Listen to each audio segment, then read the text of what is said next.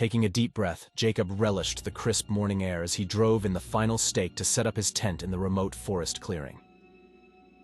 This was uncharted territory, the closest town at least 50 miles west through dense untamed woodlands.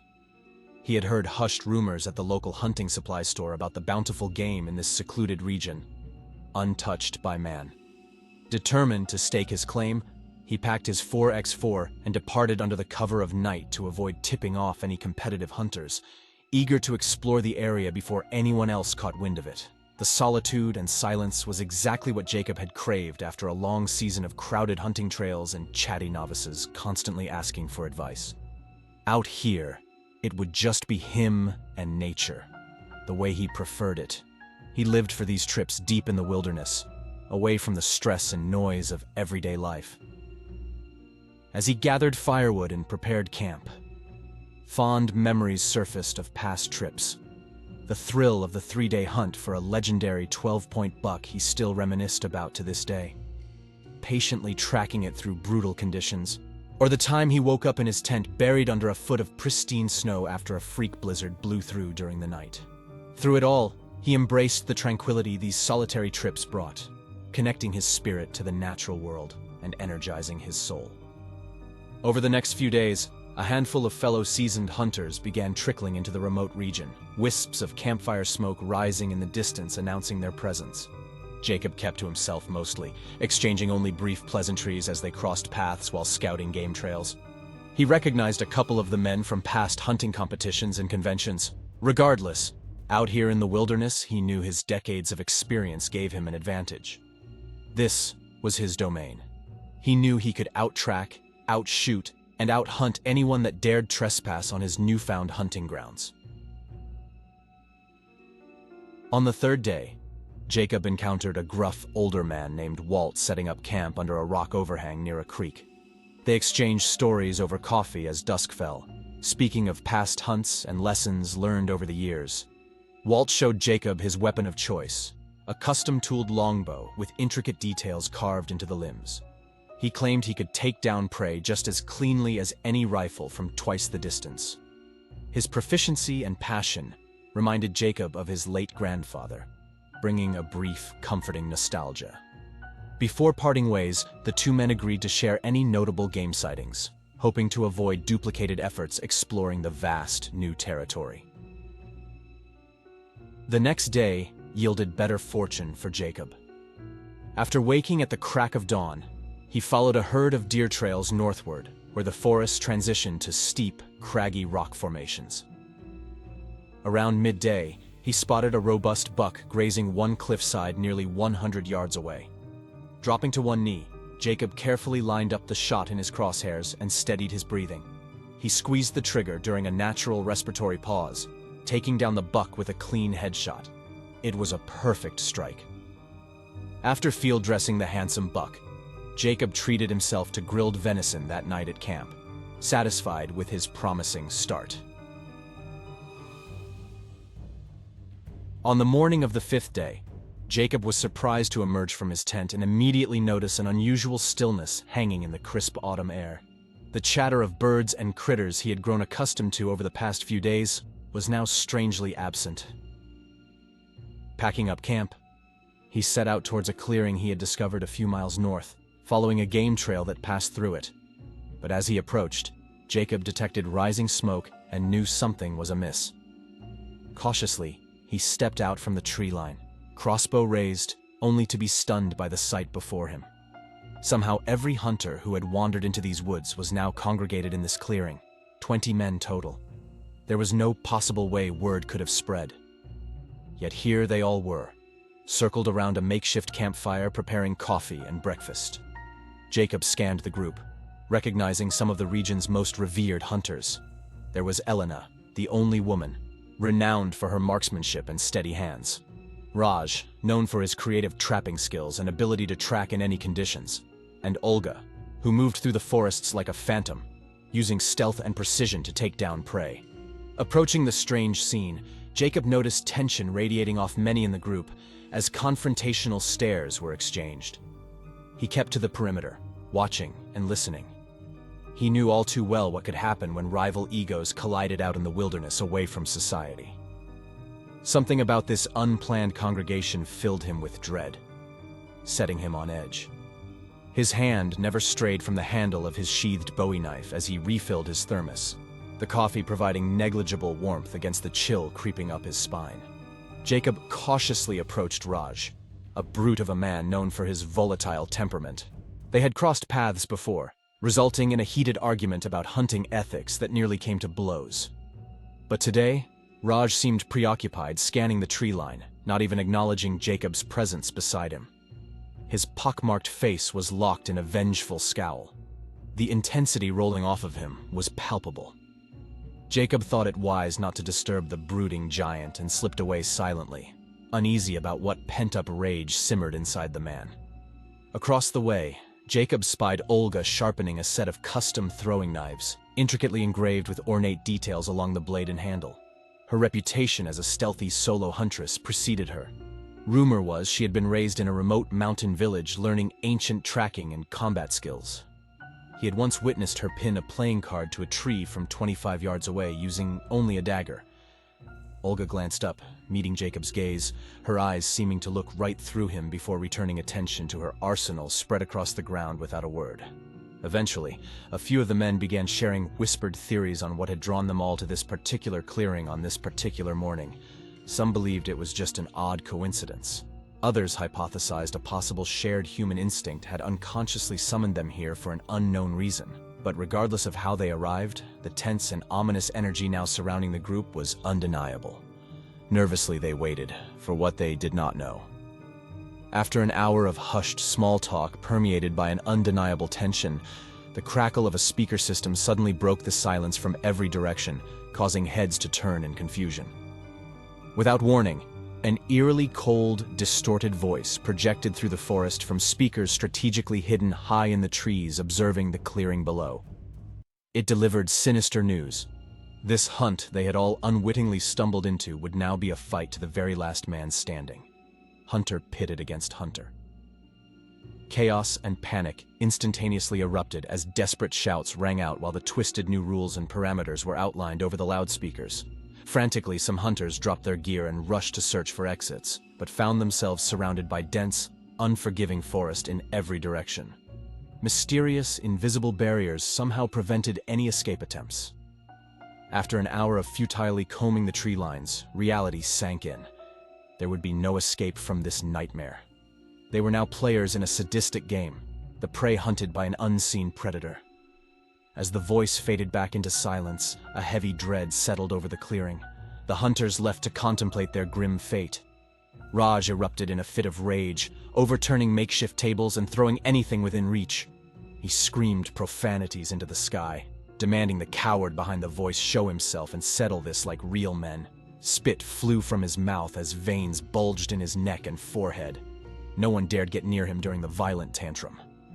Eventually, he collapsed against a tree, energy spent, panting heavily, his spirit broken. In contrast, Elena stood calmly analyzing their surroundings while the chaos unfolded, keen eyes combing over every detail. She moved to the edge of the tree line where the barriers had rejected escape attempts.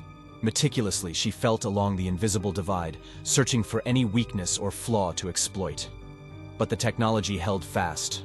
With a frustrated sigh, she lowered herself down cross-legged onto a boulder and began mentally preparing for what was to come, resignation across her stoic face. Meanwhile, Olga maintained her distance as panic spread, blending into the shadows at the edge of the clearing. Her expression remained impossible to read, but her muscles were coiled and poised, ready to strike or run at the slightest hint of aggression from the frenzied men nearby. She slid a detailed topographical map from her pocket and began studying it intently. Everyone processed the news differently, but all understood the reality of the nightmare they now faced. In the aftermath, Jacob reasoned that in this horrific scenario, his best chance of surviving was to strategically ally himself with another hunter rather than tackle the ordeal alone. Based on reputation, he approached Elena to align forces. At first, she was hesitant, cautiously sizing him up, hand strategically resting on her sheathed hunting knife in an overtly defensive posture.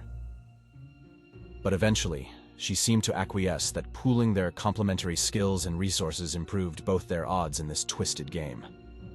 As acceptance of the nightmarish scenario permeated through the clearing, other alliances took shape. Raj partnered with two other burly trappers, strength in numbers.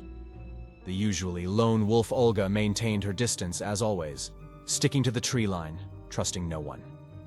Everyone hastily formulated strategies and contingency plans with their newly formed partners before retreating into the forest in different directions. The smoke from the morning's fire now seeming a distant memory. Jacob and Elena ventured west, scrambling up a rocky ridge to gain the high ground. From this elevated vantage point, they could observe the surrounding valleys and hillsides. Elena pulled out her binoculars and scoured the terrain ahead methodically, section by section. Meanwhile, Jacob foraged for wild edible plants and set up rudimentary alarms and traps around their position. If anyone approached, they would know well in advance. As dusk fell, they took shifts keeping watch through the night, neither sleeping well, knowing the hunter could become the hunted at any moment. At daybreak, distant voices echoing up from the valley snapped Jacob and Elena to alert. Pressing low against the ridgeline, they observed two men arguing loudly over something. Elena looked through her scope and recognized one as Walt, the amiable older man Jacob had told her about meeting earlier. She relayed this information in a hushed voice. They debated warning Walt, but decided against revealing their position. They could only trust each other now. Helplessly, they watched the confrontation unfold below. A rustle in the underbrush suddenly drew Jacob's attention back up the ridge behind them. He hastily turned, crossbow ready, only to find a red fox finishing off a squirrel it must have caught. With a wave of relief, he turned back and was stunned to see Elena already sliding quickly and silently down the rocky slope towards the valley, abandoning him without a word. So much for trust, he thought grimly. Gripping his weapon, he descended cautiously after her. Descending the ridge, Jacob lost sight of Elena in the dense trees. He continued towards the area where the confrontation had unfolded, on high alert for any sudden movement. As he reached the valley floor, his stomach turned. There lay Walt's body with an arrow cleanly through his eye socket. His limbs were awkwardly splayed and pack-ransacked beside him. Jacob's heart sank, imagining the amiable man's last terrified moments. Circling the grisly scene, Jacob managed to piece together what had happened based on tracks and patterns in the dirt. It seemed Walt had confronted another hunter, likely over stolen supplies, but that hunter had surprise attacked Walt with a stealth arrow at close range before he could react. From the tracks, Jacob deduced the killer then circled back around to rob Walt's body. It turned his stomach seeing an honorable man meet such an unceremonious end. Pushing forward, Jacob tread cautiously, avoiding twigs and staying low. He came upon a clearing with a stream running through it. On the bank, he noticed the dirt and foliage were heavily disturbed. Kneeling down, he found traces of blood and torn cloth snagged on branches leading into the water. It appeared someone had dragged a body, likely to hide it from scavengers. The first casualties were already mounting, just as the ominous voice had promised. No one could afford to let their guard down out here. As evening approached, Jacob decided to take refuge in a rocky crevice formation he scouted out earlier that day. Ensuring the area was secure, he squeezed into the tight cavern and quickly built a small fire using brush and deadfall. As the flames grew, his thoughts wandered to Elena's sudden disappearance. Had she abandoned him for self-preservation or been ambushed herself? He realized out here trust was a luxury no one could afford. At least in the crevice, he felt somewhat shielded from the horrors lurking in the darkness beyond. The next day, Jacob awakened to wet stone and realized rising water levels had nearly flooded him out of the crevice. Quickly packing up, he decided to track the stream north, hoping to find drinkable water and follow any game trails. The morning passed uneventfully until the path ahead narrowed between two sheer rock faces. Jacob's instincts told him this was prime ambush territory. Gripping his knife tightly, he stepped through on full alert. Halfway through the passage, Jacob's worst fears were realized. A whistling projectile just barely missed his shoulder, forcing him to dive for cover behind a boulder. Peering out cautiously, he observed Raj emerge from the tree line upstream, pulling back the string on a makeshift bow. Heart pounding in his ears, Jacob waited for any opening to make a move as Raj closed in.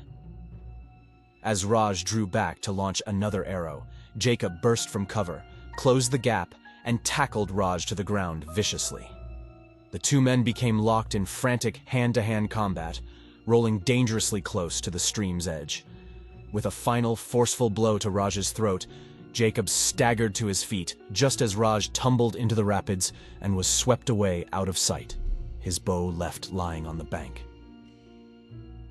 Shaken, Jacob continued following the stream, alert for any other signs of life. The midday sun reflected brightly off the water, making it hard to see clearly. Suddenly, the barrel of a rifle glinted ahead from a cluster of boulders. Jacob immediately dove for cover as a shot ricocheted off the stones near him.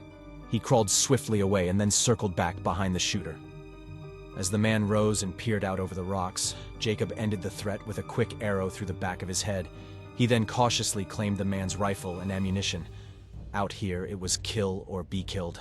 Nobody was taking any chances. Continuing north as the stream widened, Jacob came upon a small, dilapidated cabin tucked against a mossy bluff. Approaching cautiously, he was surprised to find the door slightly ajar and no signs of occupants. Once inside, he was amazed by what he discovered. The cabin appeared frozen in time. Faded photos and maps pinned to the walls, bunk beds with moth-eaten blankets, shelving lined with dusty canned food, and a desk littered with strange documents. Sifting through the cluttered desk, Jacob found weathered journals with entries dating back over 6 decades chronicling different hunters' experiences in twisted games exactly like the one he found himself in now. Many books contained detailed maps marked with territory boundaries, hunting blind locations, and ominous warnings. Skimming through them, Jacob grew increasingly unsettled, realizing these nightmare games had a long, hidden history on these very grounds. But how and why? He wondered anxiously. The desk also contained crumbling newspaper clippings profiling missing hunters, including some of those pictured in the cabin's old photos. Jacob's hands shook as he examined one article describing the 4-month search for a local father who disappeared on a weekend hunting trip and was never seen again. The clues hinted at a dark, sinister past here that was now swallowing up more victims. Jacob pocketed one of the journals and reluctantly continued on, new questions and fears swirling in his mind. Venturing outside, Jacob decided to do a perimeter check around the property. About 50 yards into the woods, he stumbled upon a small, overgrown cemetery with about a dozen marked graves. The engraving on the weathered headstones revealed they belonged to past victims of the games from decades ago. It turned Jacob's stomach seeing the concrete evidence of just how long this horror had been transpiring in these forests. Frantically, he wondered if escape was even truly possible for anyone. Behind the cabin, Jacob discovered the dilapidated remains of animal enclosures and a breeding operation.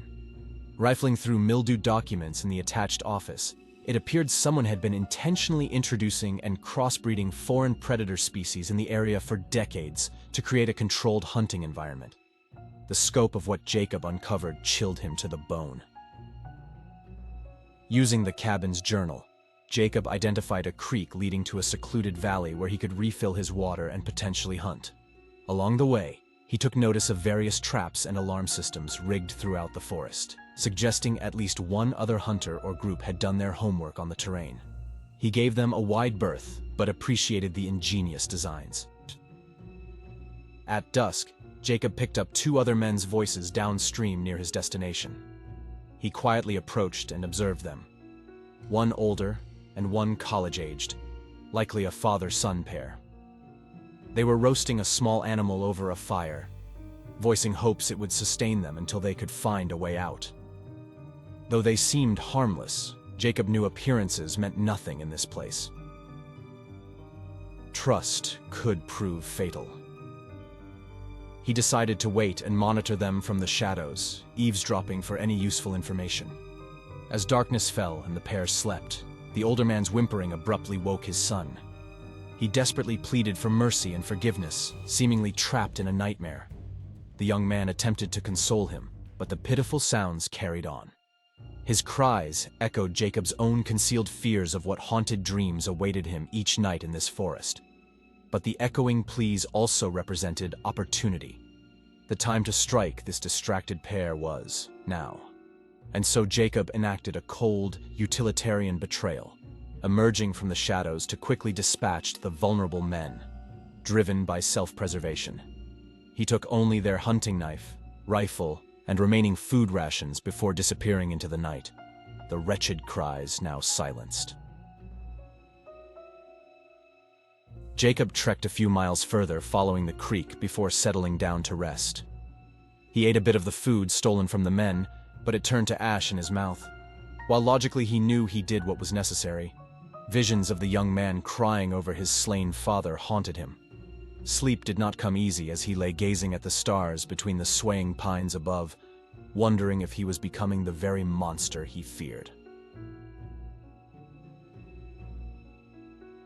The next morning, Jacob continued following the winding creek as it carved through increasingly steep cliffs blanketed in thick ivy and vegetation.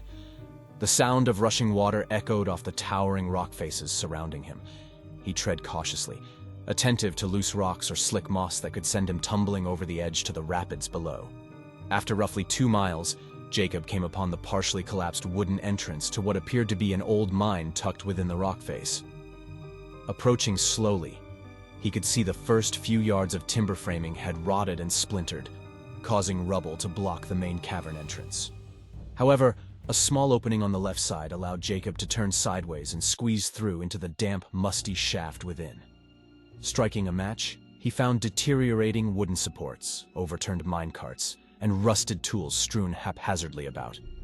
The flecks of gold still visible in the cracked stone walls told him this mine had seen better days before being deserted and forgotten. Venturing deeper, the cramped tunnel opened up into a large central cavern with various smaller passages splitting off into unknown darkness. Shining his light around the expansive chamber, Jacob's eyes widened as he saw one of the walls was covered in elaborate carvings of the surrounding forest. So detailed he could identify exact trees and rock formations represented.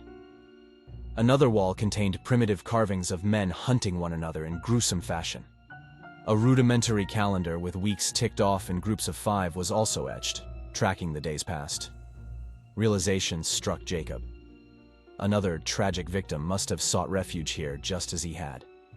Continuing to explore the abandoned mine, Jacob came across a few small makeshift wooden shelters within side passages containing personal effects. Tattered clothes, carved game pieces, mildewed books.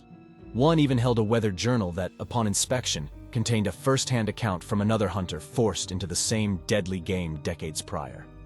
The man had hidden in the mine, but was ultimately driven to madness by isolation and hopelessness. The eerie, tragic story deeply resonated with Jacob, making him feel less alone in this nightmare. Pocketing the journal, he hoped to learn from the man's experiences, good and bad. That afternoon, Jacob arrived in a new, unexplored section of forest.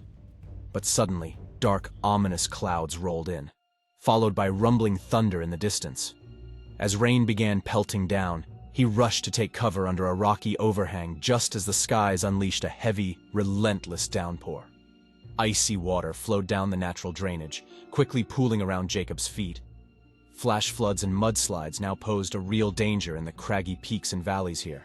Forced to wait out the tumultuous storm, Jacob carefully gazed out from under the shielding rocks, scanning in all directions for any signs of movement. But through the thick haze and sheets of rain reducing visibility to near zero, he could barely make out more than a few yards into the gloom. The booming thunder was near continuous, drowning out any helpful forest sounds. At least no foe would be roving in this chaos, giving Jacob a temporary reprieve from constantly watching over his shoulder.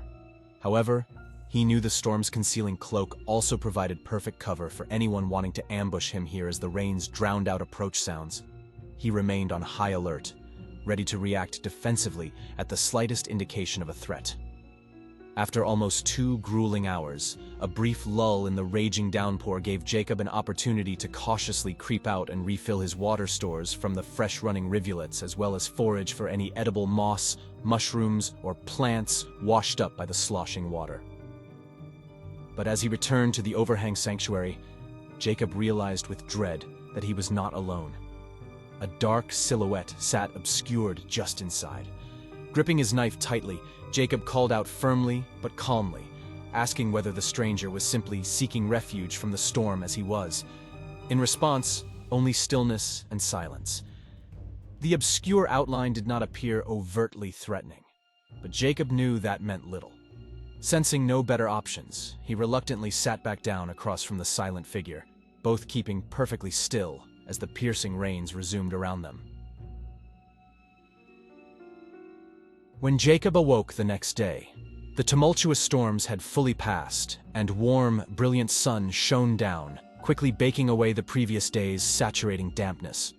After eating a small scavenged meal, he ventured cautiously back out into the renewed verdant forest. Birds sang loudly, insects buzzed in the underbrush.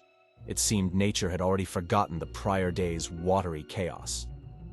2 cautious miles on, Jacob reached a large clearing bisected by massive, fallen, moss-covered trees and rocky debris from a substantial landslide, likely caused by the recent storms. Scrambling and weaving his way up and over and through the tangled mess would sap precious energy, but it was the quickest way across. Just as he prepared to descend down the first slippery slope, Jacob's battle-honed instincts forced him to dive suddenly to the left for cover at the loud, splintering crack of a hatchet striking wood behind him. Looking back from the ground, he saw emerge from the tree line a massively built, intimidating figure holding the hatchet that had just narrowly missed Jacob's head seconds prior. Without a word, the imposing adversary hurled the axe again at where Jacob lay. This was clearly a hunter relying on sheer brute force and power. Now exposed, Jacob had no choice but to urgently flee over the harsh terrain and hope his agility could keep some distance between himself and his relentlessly pursuing attacker. He managed to nimbly slide and leap his way down the jagged far side of the landslide's crest and take temporary cover behind a fallen mossy oak to catch his breath. As the burly hunter struggled to aggressively bull his way over the obstacles, Jacob dislodged a heavy branch overhead, striking the man down into the mud where he flailed helplessly on his back for a minute like an upturned turtle before finally going still forever. This somber encounter reminded Jacob that outmaneuvering an enemy's brawn with quick wits was far more effective than brute force. Later, while replenishing his nearly empty canteen from a crystal-clear racing mountain stream, something about the far shoreline gave Jacob an unnerving feeling. It appeared like normal, undisturbed forest, but his battle-honed instincts screamed something sinister lay below. Spying a fallen moss-blanketed log spanning the rushing waters, he slowly balanced his way across to investigate the source of his trepidation. The area beyond the stream felt cooler, darker, and eerily still, as if the very life had been sapped from it. Kneeling down, Jacob hesitantly swept aside the concealing leaf litter and was shocked to find a large rusted steel trapdoor hidden by camouflage netting and branches. Prying the heavy door upward released an outflow of pressurized air, indicating this was no long-abandoned mine or bunker. Peering down into the inky darkness, Jacob could just barely make out the very top rungs of a metal ladder descending deep into the earth below. Though every nerve told him that revealing what lay within could prove fatal, his need to understand the sinister nature of this place compelled him forward.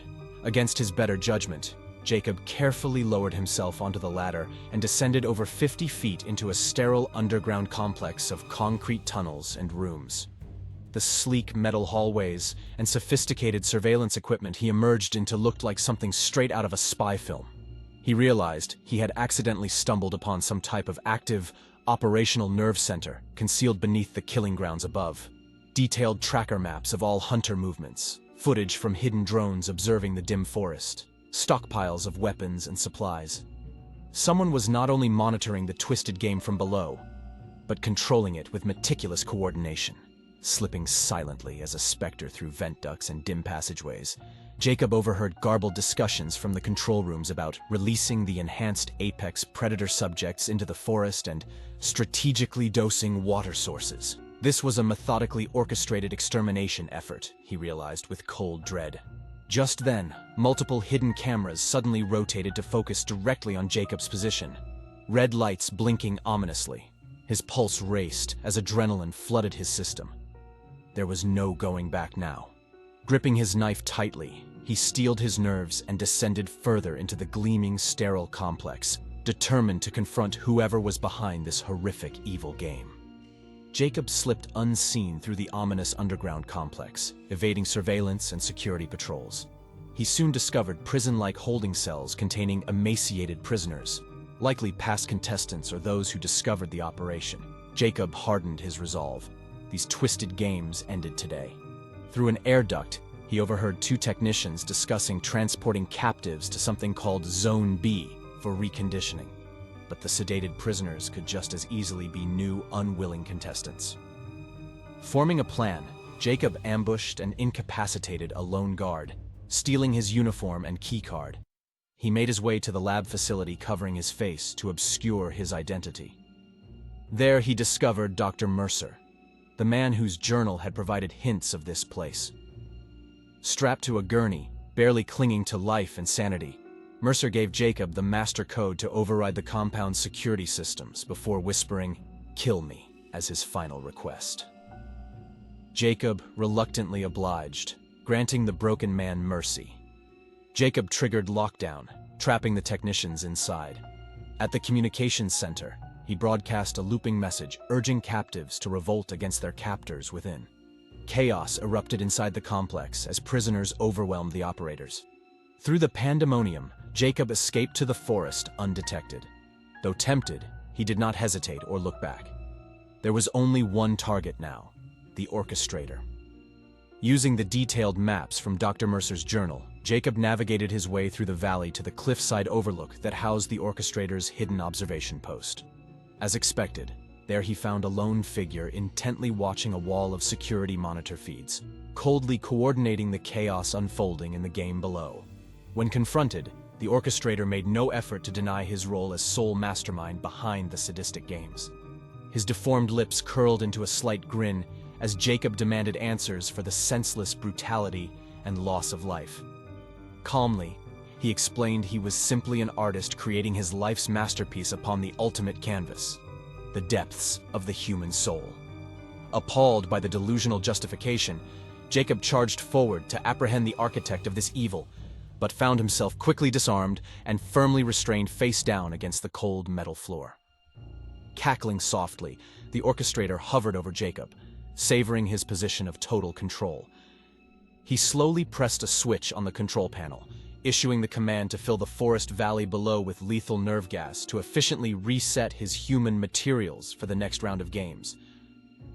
Finding some last ounce of defiance buried deep within, Jacob used all his strength to sweep the orchestrator's legs out from under him. The move sent the orchestrator crashing backwards through the plate glass observation window out of which he had maniacally gazed over his domain. Not hesitating, Jacob leapt out after him and the two plunged together in free fall through the hazy air towards the forest floor hundreds of feet below.